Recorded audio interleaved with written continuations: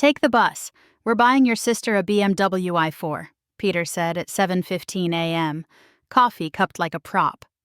Nora didn't look up from her phone. You're used to buses anyway. I smoothed the commencement invitation until the paper bit my palm and slid it into my jacket like a secret. In the mirror, my gown hung straight, trying and failing to look celebratory in that house. At 7:45, I walked to the corner florist and bought a small bundle of white flowers wrapped in tissue thin as breath. Celebrating? The clerk asked. Trying, I said. Outside, Narragansett smelled of cedar. The sky couldn't decide whether to brighten or spit. I thought about asking to borrow the car and didn't. Some habits keep you safe by keeping you small. By 8:10, I was at the Main Street stop with my suitcase braced to my knee. On Instagram, Sasha leaned against a white BMW i4.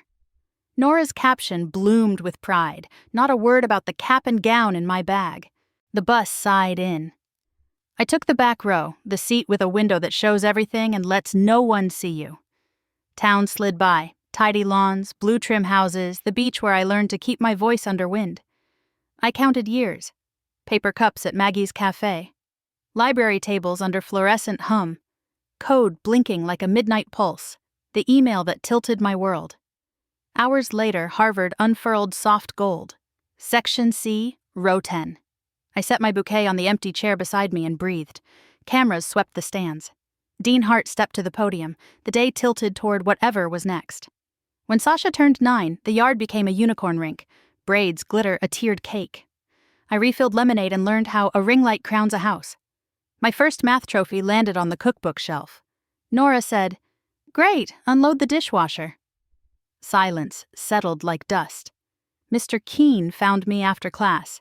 "Mail this yourself," he said, pressing a recommendation into my hand. I saved at Maggie's Cafe, quarters in a jar labeled college, until the day the jar funded Sasha's creator course. I counted in private after that. Nights, I read paperbacks on money under a crooked lamp and filled out the Harvard portal behind the couch during games.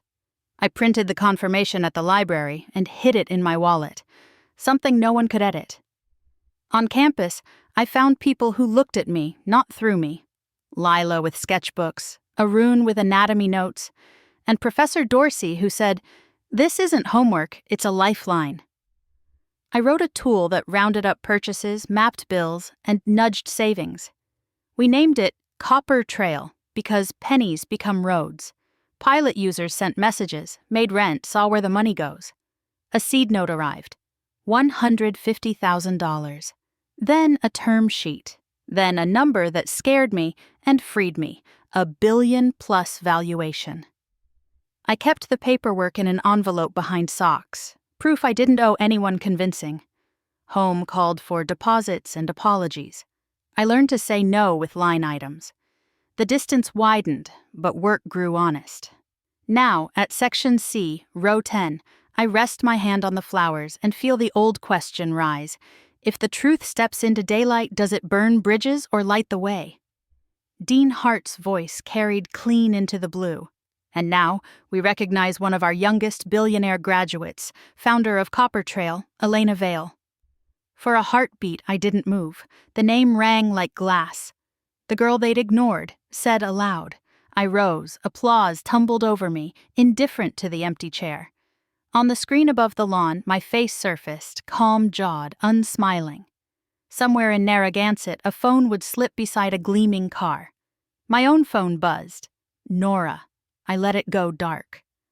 Lila and Arun met me at the aisle with dahlias. "You built this," Lila whispered. Arun's palm thumped my shoulder, steady. Afterward, Professor Dorsey found me by the archway. "You owe no one a performance," he said. "Make your terms." I walked to the river, wind brailing my sleeves, and opened a note. Copper Trail Futures Fund. Rule 1, I fund effort, not entitlement. Rule 2, no money moves without a budget. Rule 3, boundaries are not debts. The river kept moving, impartial and sure, a lesson I could finally read. I tucked the ribbon into pocket. Back at the apartment, messages stacked. Power, emergency, we're family. I breathed, then typed the answer that fit my new math.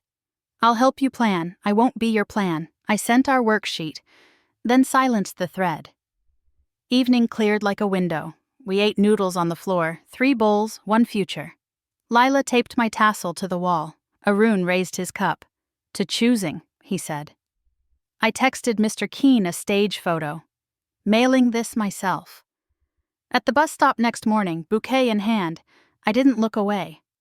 Walking alone isn't failure, I said aloud. It's authorship.